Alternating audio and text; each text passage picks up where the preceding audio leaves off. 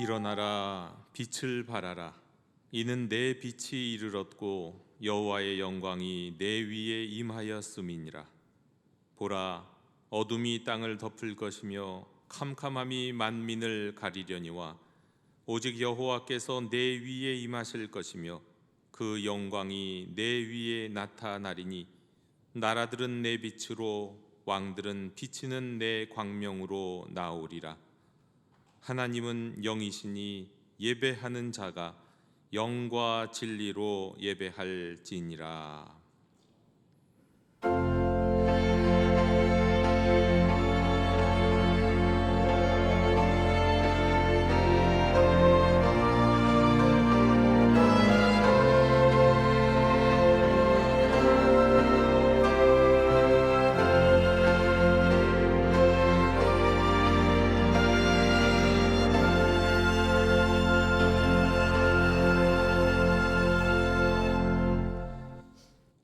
찬송과 영광과 존귀를 받으시기에 합당하신 하나님, 예수님의 십자가 은혜로 저희를 죄와 사망에서 구원하여 주시고 거듭난 성도가 되게 하사 날마다 생명길을 걸어가게 하시니 감사드립니다.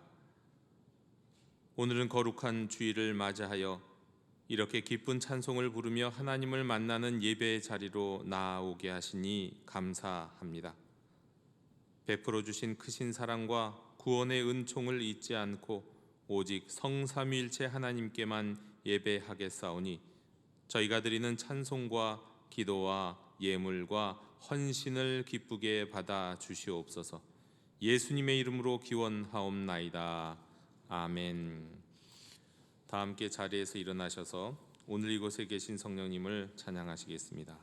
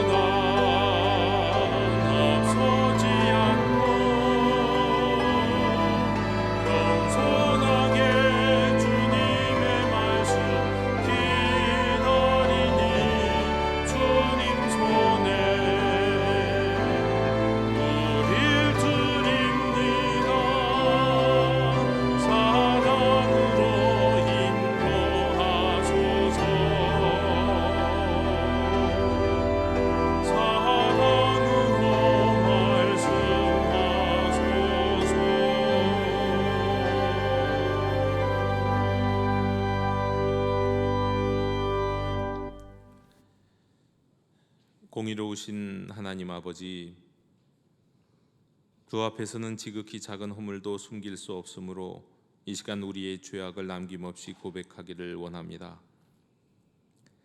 항상 기뻐하고 쉬지 말고 기도하며 범사에 감사하는 것이 우리를 향하신 하나님의 뜻임을 잘 알고 있지만 저희는 힘겨운 일을 만날 때마다 기도하지 않았고 너무나 쉽게 하나님을 원망했으며 신앙을 저버리는 행동도 했습니다. 내 이웃을 내 몸과 같이 사랑하라 명령하셨지만 이웃에게 말과 행동으로 아픔을 주며 살았습니다. 먼저 주님의 나라와 의를 구하며 살라 하셨지만 내 욕심과 탐욕을 추구하며 살았습니다.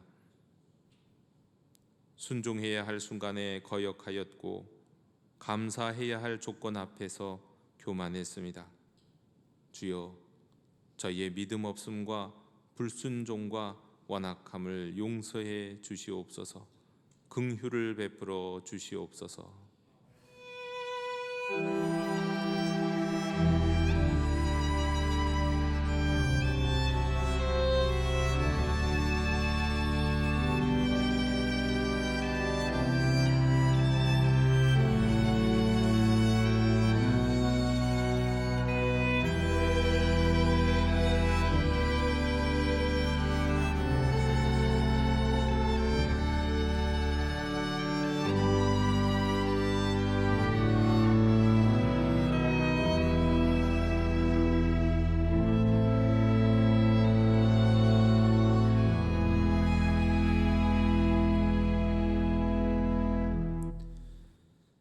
내가 이르기를 내 허물을 여호와께 자복하리라 하고 주께 내 죄를 아뢰고 내 죄악을 숨기지 아니하였더니 곧 주께서 내 죄악을 사하셨나이다.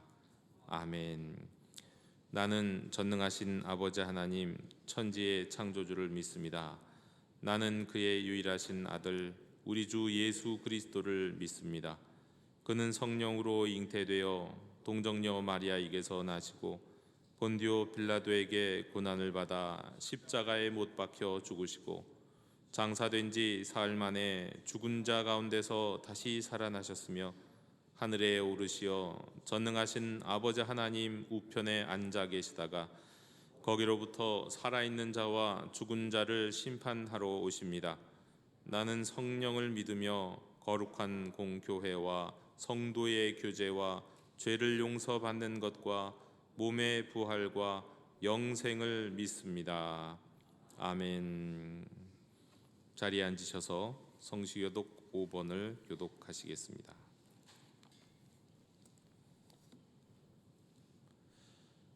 여호와 우리 주여, 주의 이름이 온 땅에 어찌 그리 아름다운지요. 주의 대적으로 말미암아 어린 아이들과 젖먹이들의 입으로 권능을 세우시며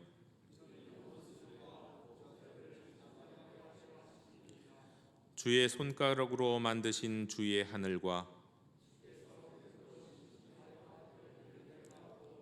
사람이 무엇이기에 주께서 그를 생각하시며 그를 하나님보다 조금 못하게 하시고 주의 손으로 만드신 것을 다스리게 하시고 만물을 그의 발 아래 두셨으니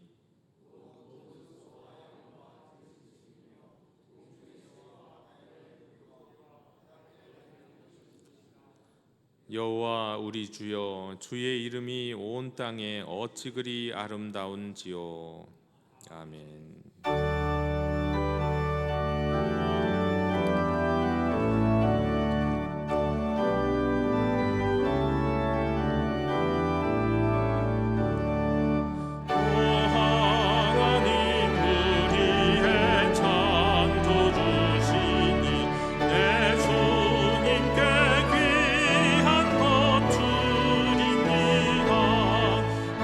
주께만 엎드려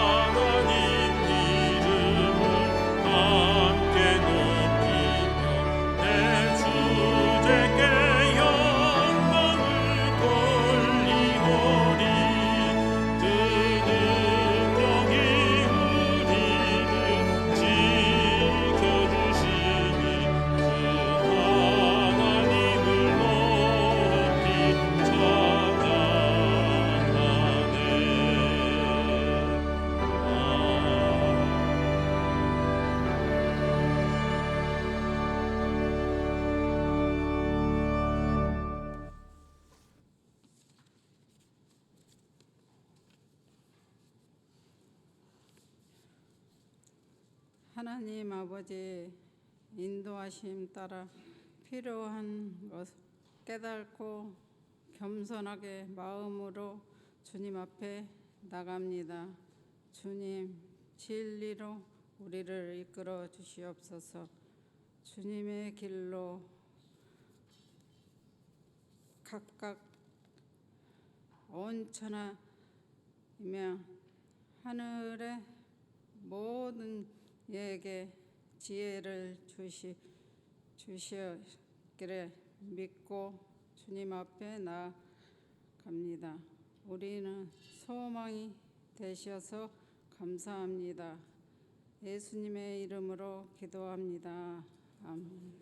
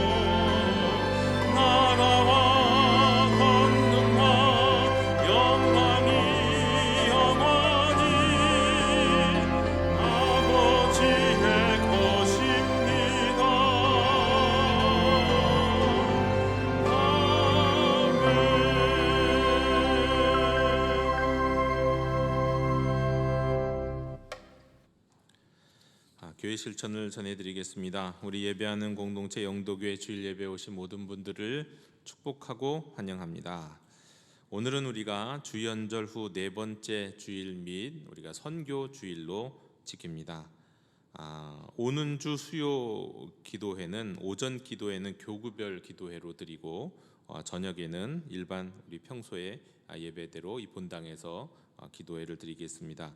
우리 교구별 기도회 오전에 오시는 분들은 우리 교구별 장소를 기억하시고 많은 분들이 참석하셨으면 좋겠습니다. 2월 초하루 새벽 기도회가 오는 목요일 5시 20분 이 자리에서 있겠습니다. 다음 주일 사부 예배는 우리 교구와 함께 드림 예배로 우리 함께 사부 예배를 드리도록 하겠습니다. 2024년 회계 교육이 오늘 있습니다. 2024년 영도 문화교실 우리 바이올린 플룻 손바닥 정원 미술교실 계속해서 지금 지원자를 받고 있습니다. 원하시는 분들은 참여해 주시기 바랍니다. 다음 주 2월 4일 오후 3시 30분 우리 선교 비전센터에서 1년에 한 번 하는 우리 척사대회를 우리가 함께 거행할 열 예정입니다. 또 많은 분들이 또 기쁨으로 참여해 주셔서 또 성도의 아름다운 사귐의 시간이 됐으면 좋겠습니다. 연말정산 기부금 영수증을 발급 중에 있습니다. 교회학교 겨울 사역 일정을 알려드립니다. 유년부, 소년부, 청소년부, 청년부 우리 성경학교와 수련회가 준비되고 있습니다. 많이 기도해 주시고 또 자녀들을 보내주시기 바랍니다. 이 시간에 우리 잠시 영상 시청하도록 하겠습니다.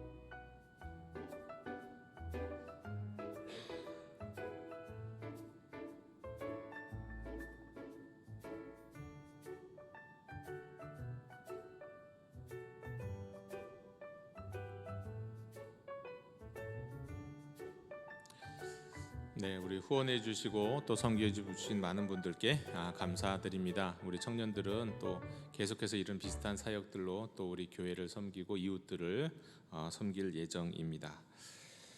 감사합니다. 이 시간 교우 동정 몇 가지 알려드립니다. 일단 축하드립니다. 우리 조인호, 김주혜 교우님이 또 우리 안정덕, 김은혜 교우님이 이번 주 중에 금요일과 또 토요일에 우리 각자 우리 결혼합니다. 우리 2부 예배 우리 찬양팀 우리 세션입니다. 드러머와 또 베이시스트인데 우리 또 많이 축하해 주셨으면 좋겠습니다. 하나님의 위로를 빕니다. 지난 주간에 우리 이지은 집사님의 부친이 또 우리 김미영 집사님의 모친이 별세하셨습니다. 그리고 우리 김인희 권사님이 별세하셨습니다. 우리 많은 분들이 지난 주간에 장례가 있었는데 우리 또 멀고 가까운 곳에 장례에 참여해 주신 분들께 감사를 대신해서 감사를 드리고 또 우리 유족들을 위해서 기도해 주시기를 부탁드립니다. 오늘 3부 예배 이후에 공동의회가 있겠습니다. 우리 이상으로 교회 실천 소식을 모두 전해드렸습니다. 이제 다 함께 자리에서 일어나시면서 좌우에 계신 분들과 함께 평화의 인사를 나누시겠습니다. 주님의 평화를 빕니다.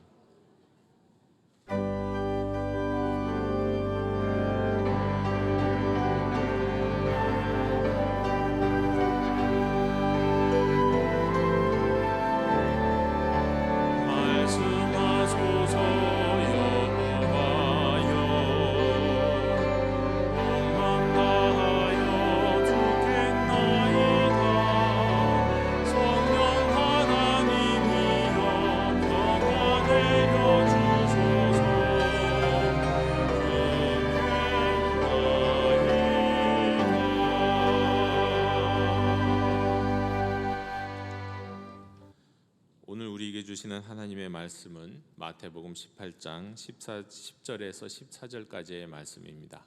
하나님의 말씀을 경청하십시오. 삼가 이 작은 자 중에 하나도 없인 여기지 말라. 너희에게 말하노니 그들의 천사들이 하늘에서 하늘에 계신 내 아버지의 얼굴을 항상 배옵느니라. 너희 생각에는 어떠하냐? 만일 어떤 사람이 양 100마리가 있는데 그 중에 하나가 길을 잃었으면 그 99마리를 산에 두고 가서 길 잃은 양을 찾지 않겠느냐? 진실로 너희에게 이르노니 만일 찾으면 길을 잃지 아니한 99마리보다 이것을 더 기뻐하리라. 이와 같이 이 작은 자 중에 하나라도 잃는 것은 하늘에 계신 너희 아버지의 뜻이 아니니라. 아멘. 자리에 앉으시겠습니다.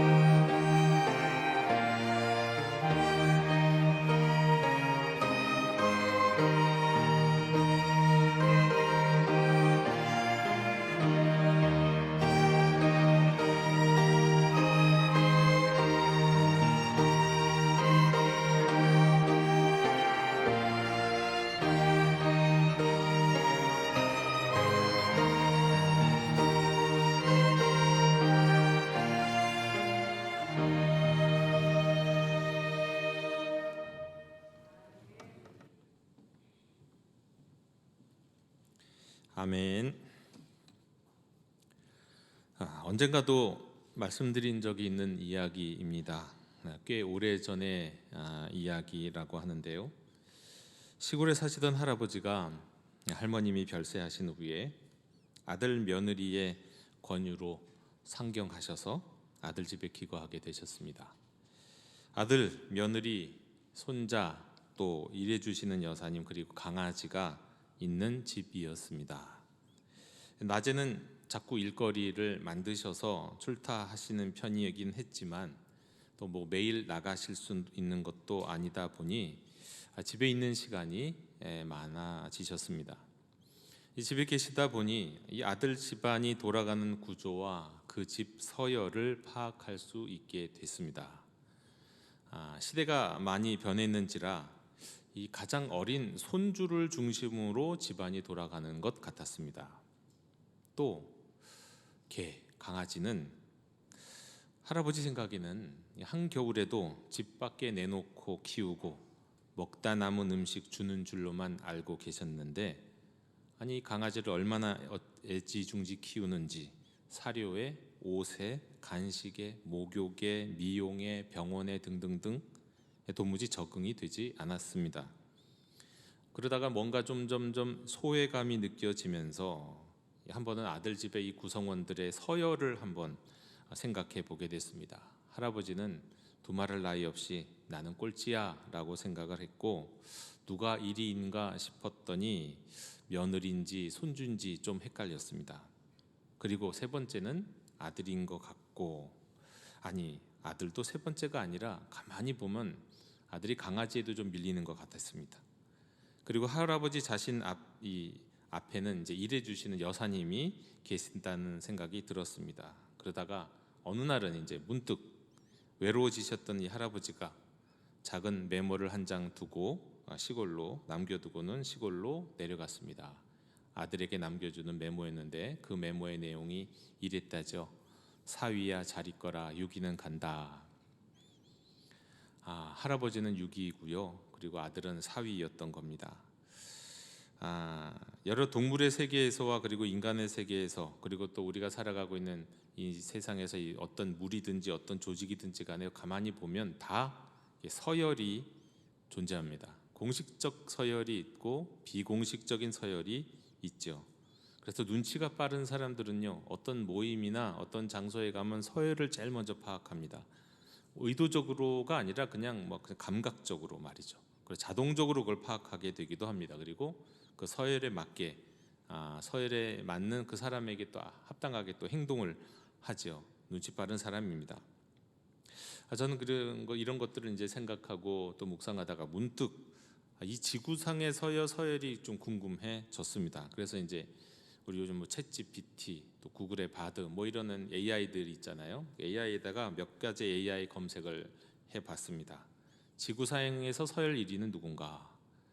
지구상에서 권력이 가장 큰 사람은 누군가? 이런 질문을 이제 몇 가지 던져봤더니 이 질문의 형태에 따라서 조금 다르게 나오기는 하는데 대표적인 두 사람이 나오더라고요. 여러분들도 대충 생각할 수 있는 사람입니다. 일단은 조 바이든이 나옵니다. 미국의 대통령. 그런데 또 어떻게 검색하면 시진핑이 나오기도 합니다. 중국의 주석이 나오기도 해요. 그러면 여러분, 한반도에서 서열 1위, 남북한을 통틀어서 한반도에서 이 권한이 가장 큰, 권력이 가장 강한 사람은 누굴까요? 여러분 누구라고 생각하십니까? 그래도 우리가 남한에 살고 있으니 대한민국 살 수 있는 대한민국 대통령이다. 근데 검색해 보니까 그렇게 안 나오고요. 김정은이 나옵니다. 그 이유가 뭘까 싶었더니 남한 대통령은 헌법과 법률에 의한 제한이 많아요. 그런데 김정은은 그 제한이 별로 없거든요. 그러다 보니까 김정은이 더 많은 권력을 갖고 있는 것처럼 나온다는 겁니다. 이것이 있는 그대로 우리가 믿고 따를 만한 것들은 아니지만요. 자, 이런 서열과 이런 것들이 어느 공동체, 어떤 기관, 어떤 조직에나 다 있습니다. 자, 근데 오늘 우리가 읽은 마태복음 18장은 문득 제자들이 지금 예수님께 나와서 하나님 나라의 서열을 지금 묻고 있습니다. 천국, 하나님 나라의 서열 1위가 누구냐라고 묻고 있는 거예요. 천국에서 누가 가장 큽니까? 라는 질문이 바로 그런 질문이죠. 당연히 이 질문은 하나님, 예수님을 제외한 이제 예수님과 함께 시작되는 하늘나라에서의 서열을 묻는 질문입니다.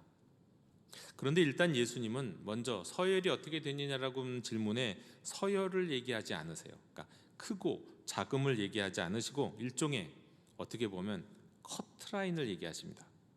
3절입니다. 진실로 너희에게 이르노니 너희가 돌이켜 어린 아이들과 같이 되지 아니하면 결단코 천국에 들어가지 못하리라. 하나님 나라의 서열이 아니라 하나님 나라 커트라인이에요. 그러니까 백성 자격, 곧 구원에 대해서 지금 말씀하고 있습니다. 어떤 사람이 구원을 받느냐? 이런 사람이다. 그 기준은 뭡니까? 어린 아이와 같이 되는 것입니다. 어린 아이가 되라는 거 아닙니다. 어린 아이와 같이 되라. 뭐 어린 아이가 되는 거 이것은 불가능한 일이죠. 근데 어린 아이가 뜻하고 어린 아이가 상징하는 바처럼 살아야 된다, 이런 말씀입니다. 자, 왜요? 왜 하필이면 어린 아이일까요? 당시에는 사람 축에도 끼지 못했던, 인구를 파악할 때 계수되지도 못했던 어린 아이, 왜 어린 아이와 같이 되어야 한다는 말일까요? 제가 언젠가 이 목동에 가면 있는 이 출입국 사무소인가요? 거기를 한번 가본 적이 있습니다. 거기에는 많은 외국인들이 대한민국의 국적을 취득하기 위해서 줄 서서 이런 것 저런 것들을 신청하고 있는 모습을 봤습니다. 대한민국 국적법 제5조에 따르면 대한민국 국민이 되기 위해서는 뭐 출생할 때 이런 상황에서 출생해야 되고, 또 이런 과정을 거쳐서 이런 자격이 있는 사람은 귀화할 수 있다, 뭐 이런 법으로 규정에 명시해놓은 자격과 기준이 있습니다. 근데 이 어린아이와 같이 된다는 것이 하나님 나라 천국 백성이 되는 기준이라는 거예요. 기본적 자격이라는 의미입니다. 도대체 어린아이와 같아야 한다는 게 도대체 어떤 의미이기 때문에 그런 걸까요? 전 이 어린아이와 같이 되는 것에 대해서 유명한 신학자 바클레이는 세 가지 차원을 이야기합니다. 어린아이와 같다는 것은 이런 것이다. 첫 번째, 겸손입니다. 겸손. 현대 사회는 어떻습니까? 경쟁에 강한 사람, 곧 잘 싸워서 이기는 사람, 그 자기 주장, 어떤 모임에서도 목소리가 커갖고 자기 주장 잘하는 사람, 자기 확신에 찬 사람, 이런 사람을 요구합니다. 그리고 이런 사람이 뭔가 영향력을 끼치는 것 같습니다. 그러나 하나님 나라는 이렇게 높이 오르는 사람, 목소리 큰 사람, 그리고 사회적으로나 세상으로나 뭔가 있고 그것을 주장한, 나는 이 정도 되는 사람이야 라고 주장하는, 이런 주장을 하는 사람이 아니라 오히려 그저 있는 그대로 자기 자신을 인정하고 남을 나보다 더 낮게 여기는, 자신을 다른 사람보다 낮출 수 있는 이런 겸손한 사람에게 열리는 것, 이게 하나님의 나라입니다. 두 번째는 전혀 또 다른 관점인데요. 이건 의존성입니다. 어린아이가 갖고 있는 특징은 의존성입니다. 근데 여러분, 세상은 의존적인 사람 굉장히 싫어합니다. 그렇죠? 나이가 들고 또 그러면 독립해야 되고요. 사회적으로도 이런 사람 저런 사람의 도움이 아니라 오히려 많은 사람을 도와줄 수 있는 사람을 요구합니다. 그런 인생 되라고요. 독립적 인생, 자존할 수 있는 인생이 되라고 말합니다. 그런데 하나님의 나라는 하나님께, 그리고 하나님 나라의 많은 형제 자매들에게 기댈 수 있는 사람이 되라고 말합니다. 정반대예요. 근데 이 기댄다는 거, 이거 얹혀 사는 의존하고는 다른 차원입니다. 이게 겸손의 한 모습이에요. 어린아이는 부모에게 의존하잖아요. 어린아이가 부모에게 의존하지 않고 살겠다고 하는 것은, 이것은 겸손이야, 이건 교만입니다. 교만. 그것과 마찬가지로 철저히 아이가 부모에게 의존하는 것처럼요, 하나님 나라를 사는 사람들은 나는 내 힘만으로 살 수 있다, 내 자격으로만 살 수 있다라고 생각하지 않습니다. 서로에게 의지하고, 의지할 바가 되기도 하고, 의지하고 의존하기도 하고 기대기도 합니다. 그럴 수 있는 곳이 하나님의 나라라는 거예요. 그리고 하나님의 나라의 백성은 그런 마음으로 살아야 한다는 겁니다. 세 번째는 신뢰입니다. 여러분, 세상은 그 누구도 너무 믿지 마라고 말합니다. 근데 하나님의 나라는요, 아브라함처럼 고향을 떠나고 이삭을 바치러 모리아산에 올라갈 만큼 오직 하나님을 신뢰하라고 말하고요, 또 우리 한 공동체 안에 있는 형제 자매를 신뢰하라고 말합니다. 어린이는 부모를 철저히 신뢰하고 따릅니다. 어린이는 부모가 뭐든지 먹으라고 하면 다 먹잖아요. 거기 독이 있을 거라고 의심하는 어린이는 없어요. 그냥 다 먹잖아요.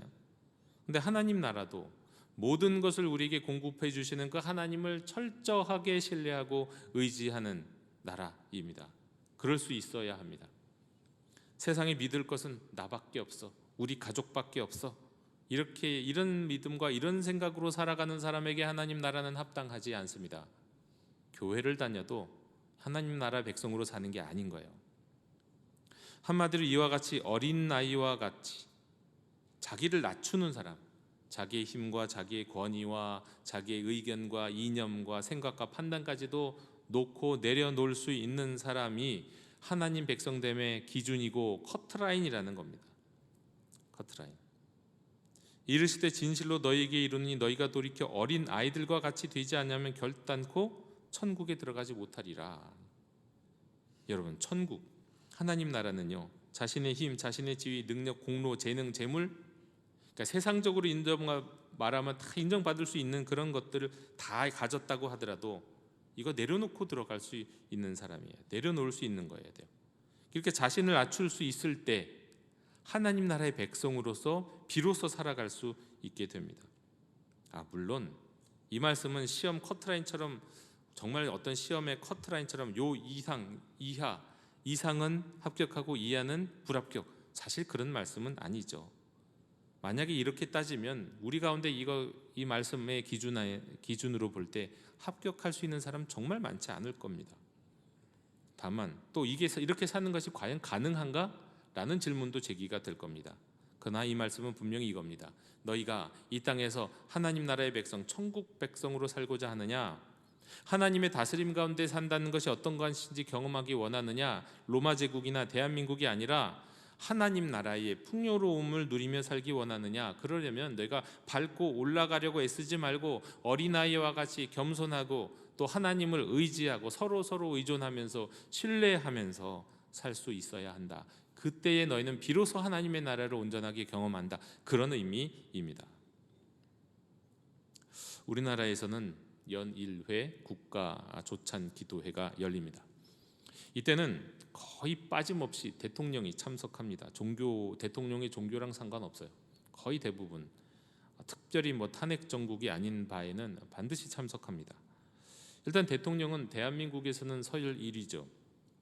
그런데 참 아이러니한 것은 또 잘 바뀌지도 않는 이 서글픈 상황은 대통령이 국가 조찬 기도에 참여한 거 정말 진심으로 환영할 만한 일이지만 정작 대부분의 대통령들이 기도회에 참석해서 상석에는 앉았다가 가는데 진짜 중요한 하나님 나라의 컷에는 들어오지 못한다는 거예요.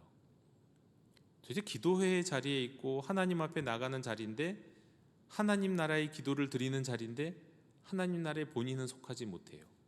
왜요? 믿음이 없으니까. 많은 경우 그런 경우들이 있었다는 겁니다. 천국에서는 어린아이와 같이 자신의 힘과 지위를 내려놓고 자신을 낮추는 사람이어야만 온전한 천국 백성으로 살아갈 수 있는 것인데, 그렇게 낮아질수록 오히려 천국 서열은 높아지는 건데, 대통령은 기도할 때나 어쩔 때나 여전히 제일 높은 서열에 있는데 말이죠. 그런데 천국에서는 서열 아래도 아니고 컷에도 들어가지 못해요.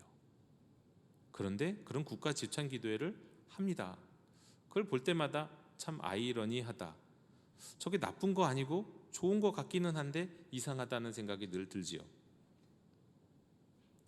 또한 오늘 말씀은 어린아이에 가까워질수록 하나님 나라 서열이 최상위에 오르는 것이다라고 말씀하는 거예요. 4절.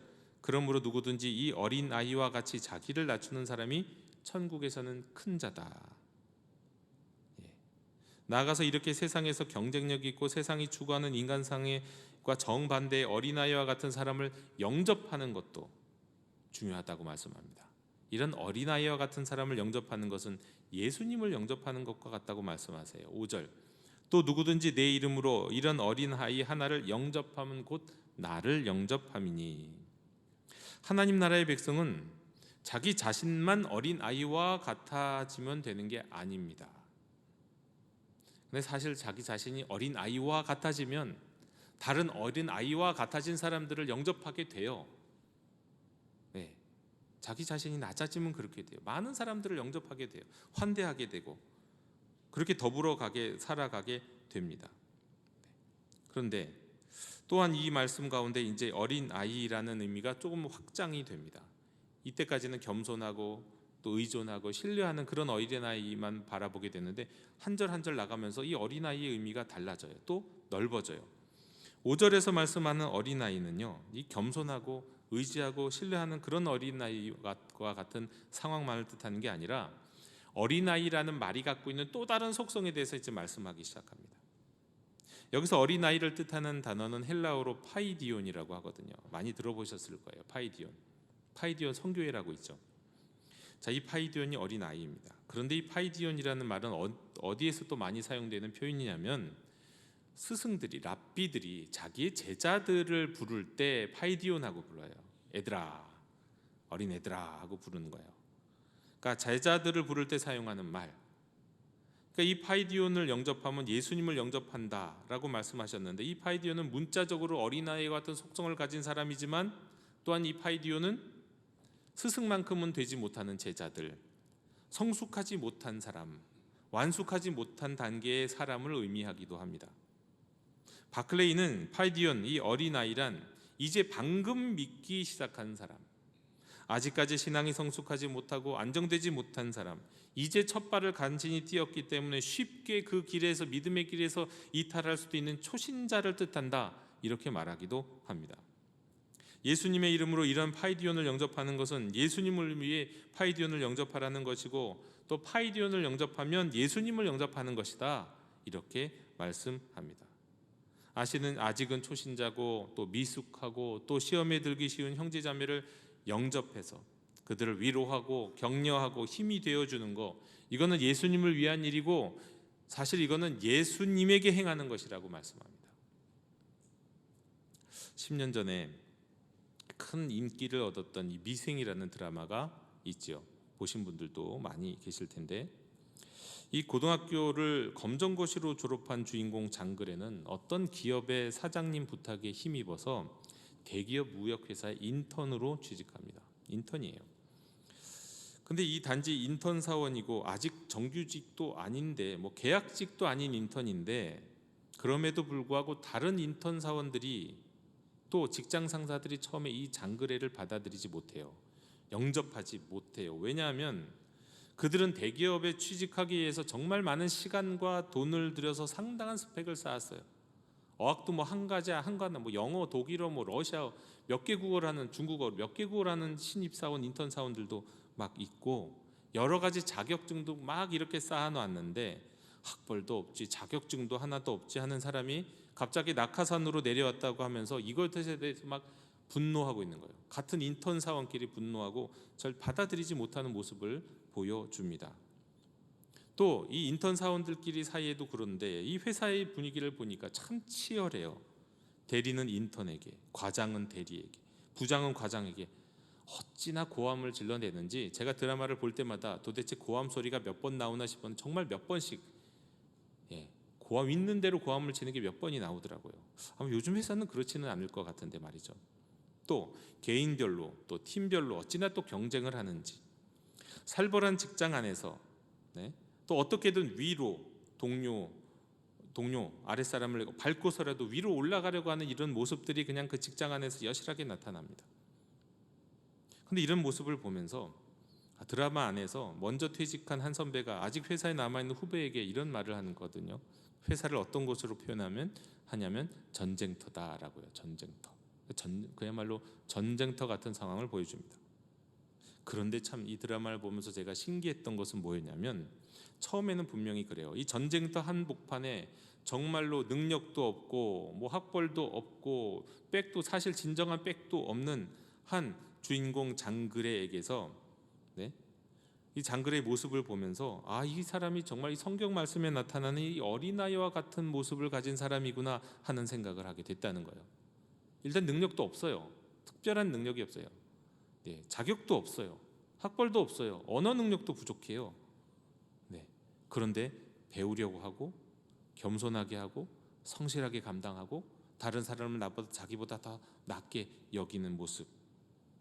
심지어는 복사기 한번 만져본 적도 없어서 복사도 못하는 사람이 인턴 사원으로 취직한 것을 보게 됩니다. 그런데 이 사람의 모습 속에서 참 겸손이 나타나고요. 또 자신이 못하는 거, 이 드라마에 이런 모습이 나요. 자신이 못하는 게 뭐니까 어학을 못해요. 영어, 러시아어. 갑자기 전화로 왔는데 영어고 러시아어로 전화가 옵니다. 자기 감당 못하잖아요. 근데 자기 동료 인턴 중에서 정말 어학에 뛰어난 사람이 있어요. 자꾸 불러갖고 부탁을 해서 대신 전화를 받게 하고 그렇게 의존해요. 의지할 수 있어요. 내가 어떻게든 하겠다가 하는 게 아니라 자기가 못하는 것을 다른 사람에게 부탁할 수 있는 그런 모습. 또 자신을 싫어하는 것처럼 자꾸 툭툭 막 하대하는 이 직장 상사를 신뢰하면서 따라가는 모습. 이런 걸 보면서 이거 성경에서 말씀하는 어린아이 같은 모습 아니야? 라는 생각이 들었습니다. 그리고 또 정말 이 장글에는 이 파이디온이라는 단어가 갖고 있는 것처럼 굉장히 미숙하고요, 초신자 같고요, 여러 가지 면에서 참 부족한 사람의 모습을 있는 그대로 보여주었습니다. 그런데 이 또 드라마를 계속 보면서 정말 신기한 건 뭐냐면, 드라마 초반부에선 이렇게 환영받지 못했던 주인공이 후반부로 가면 갈수록, 특별히 이제 인턴 사원이 끝나고 계약직이 되었는데, 이 계약직이 되었던 장그레가 이 계약직이 만료되는 시점에 이제 정규직이 되든지 아니면 회사를 그만두든지 해야 되는 상황에 이르렀을 때, 그가 속해 있는 부서의 상사들, 가장 고함 많이 쳤고 면박 줬던 상사들, 또 한때는 그를 동료로 받아들이지 못했던 동기 인턴 사원들이었던, 그런데 옆에서 그는 이미 정규직으로 있는 이 동기들, 그리고 같은 계약직들, 또 옆 부서의 상사들까지 하나같이 이 장그레라고 하는 주인공이 정규직이 될 수 있도록, 정규직이 되기를 바라면서 여러 면에서 앞서고 나서서 도움을 주는 모습을 보여줍니다. 어린아이와 같은 주인공을 많은 이들이 이제는 영접하는 모습을 보여줘요. 이게 일종의 영접이에요. 마음으로 받아들여요. 부족했던 동료지만, 스펙이 부족한 동료이지만 그의 진실함과 겸손함을 인정하고, 그리고 또 그만이 갖고 있는 실력도 인정을 하면서 받아줘요. 그리고 격려해요. 그리고 힘써줘요. 그리고 함께 즐거워하고 또 함께 슬퍼하는 모습이 나옵니다. 여전히 전쟁터 같은데 그런 모습 속에서 이제 또 그런 놀라운 모습, 장면들이 나온다는 거죠. 하나님 나라와는 너무도 먼 전쟁터 같은 그 직장 안에서 어린아이와 같아서 홀로 다른 사람과 다른 세상을 사는 것 같았던 이 주인공, 근데 세상적으로는 정말 자격도 없고 실력도 경쟁이 안 되지만 참 겸손하게 도움을 구하면서, 그러나 또 사람들을 신뢰하면서 그렇게 살았더니 결국은 또 사람들이 그를 영접하게 되는 모습을 보죠. 이게 마치 예수님이 오늘 말씀하신 마태복음 18장에 나와 있는 어린아이와 같은 사람, 그리고 그 어린아이와 같은 하나를 영접하는 사람들의 모습이 바로 이 드라마에서 보면서 떠올랐던 겁니다. 이게 드라마이기 때문에 가능한 걸까요? 적어도 교회에서는 이래야 하지 않을까요? 6절부터 예수님은 이 어린아이와 같은 사람, 파이디온이라는 단어를 작은 자라는 이름으로 다시 호칭합니다. 어린아이라고 불렀다가 이제 작은 자라고 불러요. 이 어린아이의 의미가 뭐였다고요? 성품이 겸손하고 의지할 줄 알고 신뢰하는 사람이었는데, 조금 더 나가서 초신자, 미숙한 사람, 완숙하지 못한 사람의 의미로 확정되었는데, 이제는 작은 자라고 지칭하면서 또 그 의미가 넓어집니다. 이 작은 자는 잃어버린 양이란 뜻이에요.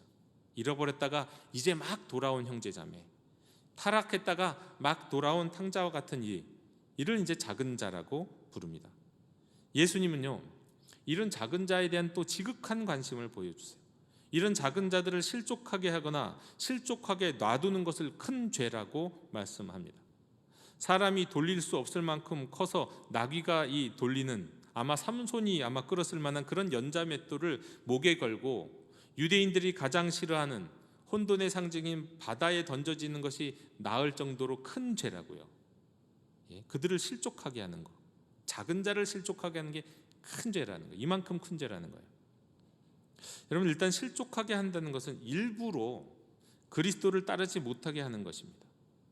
일부러 죄를 짓게 만드는 거, 이게 이제 실족하게 한다는 의미예요. 죄를 짓게 하는 죄. 여러분, 유대인들은 지금도 그런데요, 그들을 스스로 생각했을 때 가장 용서할 수 없는 죄 가운데 하나를 뭐라고 말하냐면, 우상을 섬기는 거, 이것도 당연하지만 유대인들이 말하는 용서할 수 없는 죄에는 이런 것이 있습니다. 다른 사람을 죄 짓게 하는 죄요. 다른 사람을 죄 짓게 하는 죄는 용서받을 수 없는 죄다. 그러니까 큰 죄라는 뜻이에요. 세상에서 가장 큰 죄는 다른 사람을 죄 짓게 하는 죄. 너 혼자만 죄 지어라, 이거. 그게 아니에요. 다른 사람을 죄 짓게 만드는 건 더 큰 죄다고 말하고 있습니다. 왜냐하면 그러면 다른 사람을 죄 짓게 하면 그 죄가 전파되고 확장되기 때문이에요. 그리고 다른 사람을 심판받게 만들기 때문이에요. 내가 다른 사람에게 죄를 짓는 것보다 다른 사람이 죄를 짓도록 만드는 게 더 큰 죄예요. 여러분, 가만히 생각해 보면 이런 죄는 세상적으로 높은 자리에 있을수록, 많은 권력을 가질수록 짓기 쉬운 죄입니다. 권력이 많으면 다른 사람에게 못된 짓을 많이 할 수도 있는데요, 권력이 많으면 내 밑에 있는 사람들에게, 또 다른 사람에게 더 못된 짓을 하게 만들 수도 있잖아요. 우리가 보아온 수많은 권력자들과 독재자들이 그렇게 살아오지 않았습니까? 다른 사람에게 죄짓게 만드는 자, 죄짓게. 권력이 있으면 그것을 선한 곳에 사용하면 정말 좋으련만 자신의 이익을 위해서 권력을 사용해서 더 많은 사람들을 죄짓게 만들어요. 이게 권력의 속성이잖아요. 이런 거예요, 이런 거. 차라리 이런 이들은 차라리 처음부터 권력이 없었으면 좋았을 것이다. 이런 이들은 차라리 그렇게 다른 사람을 죄짓게 하느니 차라리 그냥 자기 자신이 연자맷돌을 목에다 걸고 바다에 빠져서 그런 심판받는 게 차라리 나을 것이다. 그만큼 그 죄는 큰 죄라는 말씀입니다. 그리고 그러면서 이 작은 자를 향한 한 주님의 마음은 10절에서 아주 여실히 또 드러납니다. 10절에 이렇게 말씀하죠. 삼가 이 작은 자 중에 하나도 업신여기지 말라. 너희에게 말하노니 천사들이 하늘에서 하늘에 계신 내 아버지의 얼굴을 항상 배옵느니라. 여러분, 당시 유대인들은 하나님의 보살핌을 실행하는 수호 천사를 믿고 있었습니다. 물론 이건 유대인들만의 믿음은 아니에요. 성경에는 신구약을 막론하고 수백 번 천사들이 등장합니다. 그리고 예수님도 천사를 여러 번 언급하십니다. 천사가 있다는 건 비유가 아니에요. 그러니까 오늘날 우리도 성경을 믿는 사람이라면 천사를 인정해야죠. 물론 천사는 우리 예배의 대상이 될 수 없고 우리 신앙의 대상이 돼서는 안 됩니다만 실제로 천사는 있는 거예요. 천사는 다만 하나님을 섬기면서 그분의 목적을 위해서 일하는 영적 존재입니다. 그런데 이런 천사들 가운데서도요, 유대인들의 생각에는 이런 등급이 있어요. 천사들의 등급. 아무 천사나 하나님의 얼굴을 뵐 수가 없다는 거예요. 하나님을 늘 대면할 수 있고 하나님 앞에 늘 나갈 수 있는 천사는 서열이 있듯이 따로 존재합니다. 높은 서열의 천사들만, 우리가 보통 아는 가브리엘, 미가엘 정도 되는 이런 등급의 천사들처럼 높은 등급의 천사들은 늘 하나님 앞에 나아갈 수 있지만, 대면할 수 있지만 많은 천사들은 그럴 수가 없는데, 오늘 말씀에 따르면 작은 자들을 돕고 그들을 보호하는 수호 천사들은 항상 하나님의 얼굴을 대면한다는 겁니다. 그들의 수호 천사들의 이 등급이 하나님 나라에서의 천국 보좌에서의 서열이 남다르다는 거예요. 높다는 거예요. 그리고 항상 하나님께 그들이 돕고 있는 작은 자들의 상황들을 늘 직고하면서 이야기한다는 거예요. 그러니까 작은 자들은 그야말로 세상에서는 작은 자라고 주목받지 못하고 낮은 자리에 있어야 할지 모르지만 하나님 앞에서 그를 대변하는 천사들은 다른 어떤 천사들보다도 높은 천사예요. 언제라도 하나님 앞에 나아가서 자신이 보호하는 사람을 위해서 대변하고 중보할 수 있는 천사들이라는 거예요. 이건 마치 이렇게 한번 생각해 보십시오. 세상적으로 학벌 좋고 돈도 많고 어떤 직분도 높아요. 그래서 어디서도 경쟁력 있는 보통의 성인이 있다고 생각해 보십시오. 그런데 그 사람보다 어린아이인데요, 그냥 자기 아버지가 대통령 비서실장이야. 자기 엄마가 대통령 비서실장이야. 누가 더 권력이 클까요? 네.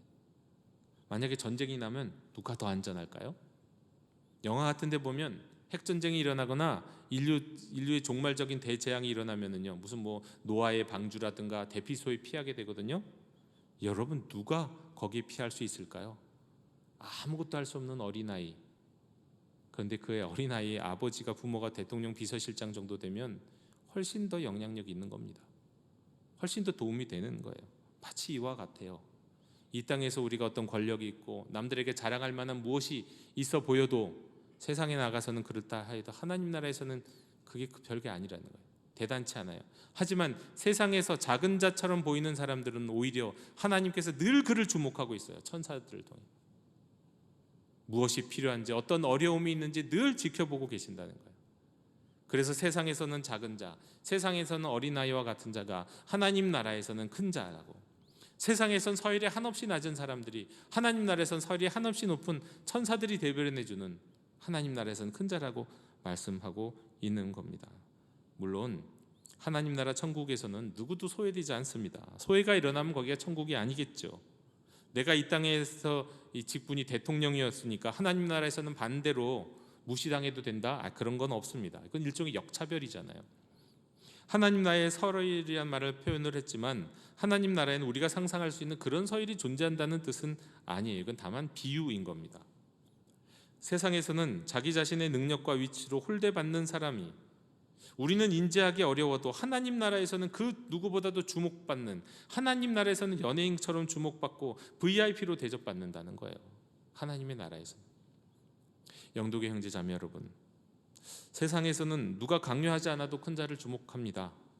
그러나 하나님 나라의 훈련소요, 또 하나님 나라의 지부와 같은 교회에서는 작은 자, 어린 아이와 같은 파이디온을 주목합니다. 초신자들을 주목하고 이제 믿음의 시험을 거쳐서 간신히 되돌아온 사람들, 탕자와 같은 사람들을 주목합니다. 왜냐하면 하나님의 나라에서는 그들이 큰 자이기 때문입니다. 산상수훈에서 복되다 하는 사람들, 마음이 가난하고 애통하고 온유하고 의에 줄이고 목마르고 긍휼히 여기고 마음이 청결하고 화평케 하고 의를 위하여 핍박을 받는 이들이 바로 이런 이들이기 때문입니다. 이 말씀이 여러분에게 위로와 소망이 되시기를 원하고, 그리고 저와 여러분의 이 가치관과 시선을 바꾸어서 정말이지 세상에서 큰 자가 아니요 하나님 나라에서의 큰 자를 사모하고 그들을 영접하며 그들과 더불어 살아갈 수 있는 인생들이 다 되시기를 주님의 이름으로 축원합니다. 하나님, 오늘 주신 말씀을 따라 저희로 하여금 어린아이와 같이 되도록 인도하여 주시옵소서. 어린아이와 같은 사람을 영접하며 살아가도록 도와주시옵소서. 또 특별히 작은 자들에게 관심을 가지며 저들을 향한 하나님 아버지의 시선과 마음을 닮아 우리의 사랑과 섬김을 줄 수 있는 우리 영도 공동체가 될 수 있도록 주장하여 주시옵소서. 예수님의 이름으로 기도드립니다. 아멘. 이 시간 응답의 찬송 427장 부르시며 봉헌하시겠습니다.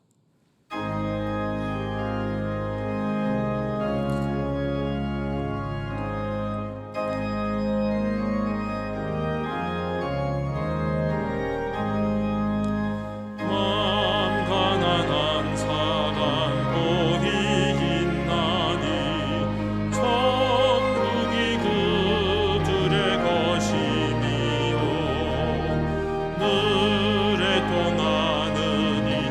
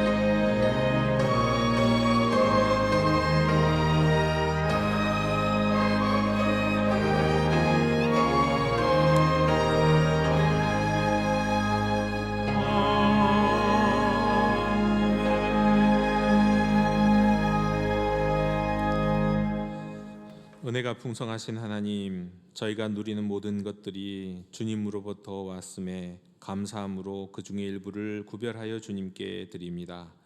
이 물주를 축복하시고 하나님 나라의 확장에 사용하여 주시옵소서. 특별히 작은 자들을 돕는 일에 쓰임받도록 인도하여 주시옵소서. 주님의 선하심이 우리를 먹이시고 입히시고 여기까지 인도하심에 감사하면서 예물뿐 아니라 저희들의 삶도 주님께 바치기를 원합니다. 어린아이와 같이 세상에서가 아니라 하늘나라에서 큰 자 되게 하옵시며 자원하여 드리는 심령들의 손길을 기억하여 주옵시고 하나님이 살아계신 증거가 나타나는 형통한 삶을 살 수 있도록 인도하여 주시옵소서. 예수님 이름으로 봉헌기도 드리옵나이다. 아멘.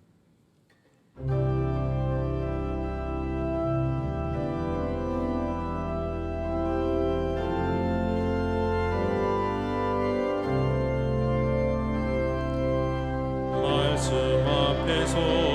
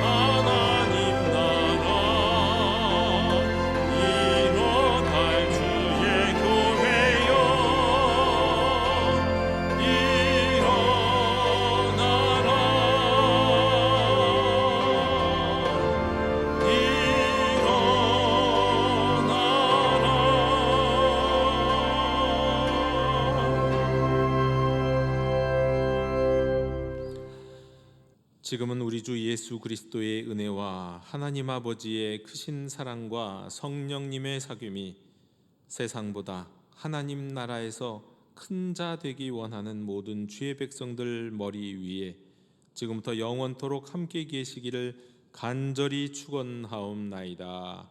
아멘.